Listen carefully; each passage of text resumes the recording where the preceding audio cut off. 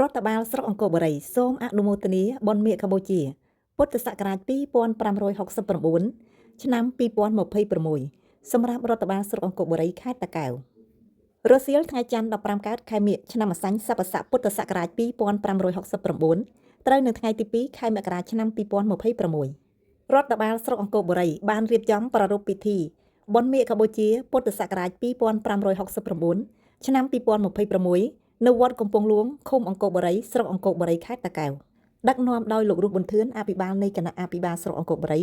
និងបានអញ្ជើញចូលរួមជាអធិបតីពីសំណាក់លោកមុតសវណ្ណរិទ្ធប្រធានក្រុមប្រឹក្សាស្រុកអង្គរបូរី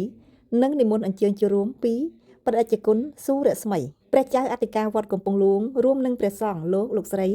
សមាជិកក្រុមប្រឹក្សាស្រុកលោកស្រីអភិបាលរងលោកនាយករដ្ឋបាលលោកស្រីនាយករងរដ្ឋបាលលោកអធិការរងនគរបាលស្រុកលោកមេបញ្ជាការរងមូលដ្ឋានកងរាជអាវុធហត្ថស្រុក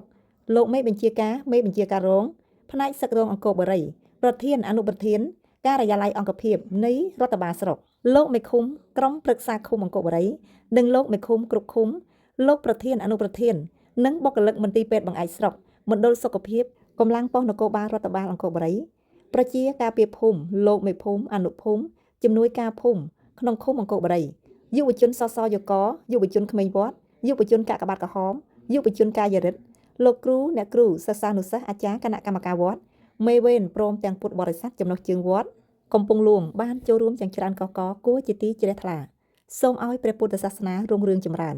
សូមឲ្យព្រះពុទ្ធសាសនាផ្សាយទូទាំងសកលលោកសូមឲ្យព្រះរាជាណាចក្រកម្ពុជាមានសុខសន្តិភាពអង្គព្រះទ្រង់ញៀនមានតែចាំងសំដែងប្រាព្រះអានន្ទថារតេងដែលចាំងបទៅណាទៅបានដោយសារអមឫសីតថាគុណចាំងក្រមគ្រាហើយនាលអានន្ទអើយមានមុំអីដូចរទេចាំងអមឫសីវស្សាឆ្នាំថ្មីប៉ែនសំហើយក្រោយព្រះអានន្ទទ្រង់ចេញផុតពីព្រះសម្ពុនមិនយូរឡើយក្រោយភ័ន្តតាហាថ្ងៃត្រង់ហើយមាមិនកន្តើយគាល់សាស្តាឆ្នាំម្សាញ់ខែមៀងថ្ងៃអាទិត្យពេញបរមីពិនថ្ងៃនោះណាព្រះអង្គទ្រង់ដឹងអាយុសង្ខាចំពោះមុងមីគ្រានោះឯងនៅនាបាវលាចេតីក្បែរវេសាលីក្រៅកំផែងក៏ក្រៅធរណីក្រុមកន្លែងគោលន់ខ្វាន់ខ្វែងខ្ទោអាកាំង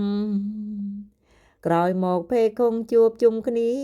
ព្រះអង្គភគវាទ្រង់បានត្រាំងសំដែងគាថាអង្គចាណាំងរំលឹងយ៉ាងច្បាំងត្រាំងឱវាទ